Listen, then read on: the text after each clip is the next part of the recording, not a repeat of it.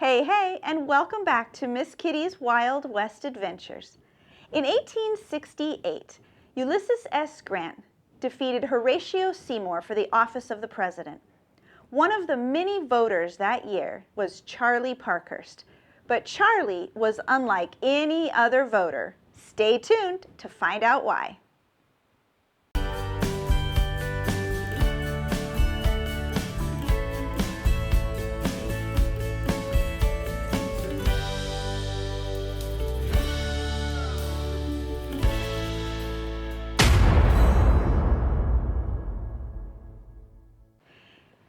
Charley was born in Vermont in 1812. Sadly, he was abandoned at a young age and sent to live in an orphanage. But at the age of 12, he ran away from the orphanage. He was taken in by the owner of a livery stable and taught to work with the horses. And it turned out Charley had a natural gift, so much so that he was trained to drive stagecoaches. When gold was discovered in California in 1849, Charley decided to seek his fortunes out west.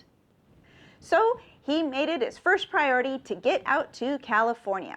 But unlike his fellow compatriots, Charley didn't get gold fever. Instead, Charley drove the stagecoach for Wells Fargo.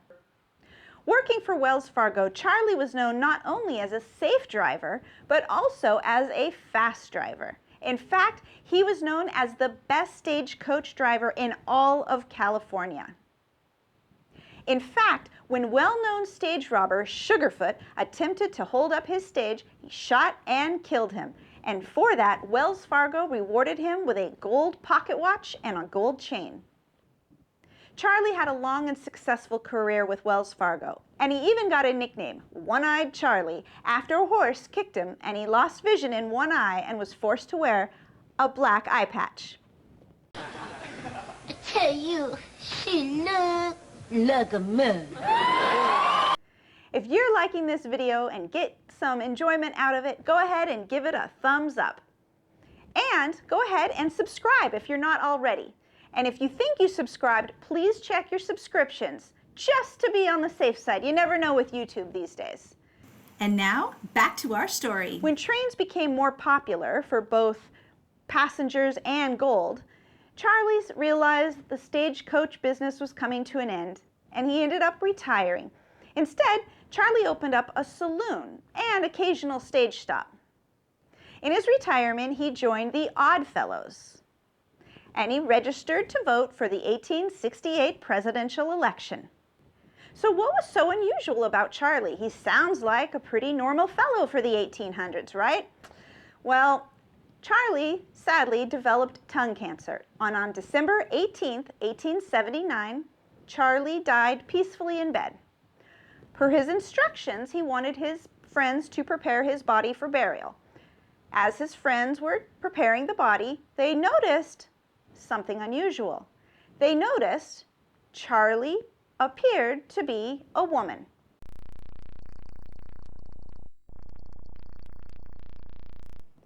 Feeling a little embarrassed for their friend, they took him to a local coroner who confirmed that yes, in fact, Charley Parkhurst was most assuredly a woman. According to Wells Fargo employment records, Charley Parkhurst was 5 feet 6 inches tall and weighed 175 pounds. Charley Parkhurst had gray eyes, a black eye patch, and wore gloves all the time. We now believe that is to hide feminine hands. We also know that Charley Parkhurst was a whiskey-swigging, cigar-smoking, tobacco-chewing cowboy. So why is Charley Parkhurst such an important name in American women's history? Well, she was born as Charlotte Darky Parkhurst.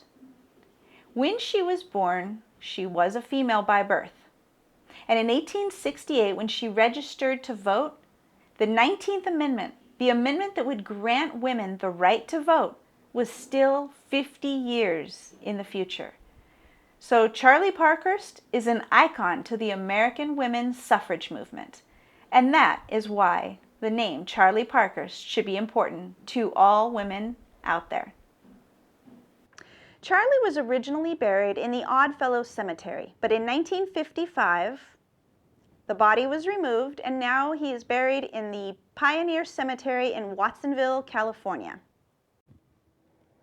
If you're one of the residents of Parkhurst Terrace apartment homes in Santa Cruz County, you may have already heard of Charley Parkhurst. If not, go ahead and leave a comment down below. Was this new information for you? Do you have any other cool stories about the Wild West? Someone who didn't fit the mold of a traditional female of the Old West. If you've liked this video, be sure to give it a thumbs up, subscribe, and share with your friends. In the meantime, I will catch you on down the trail.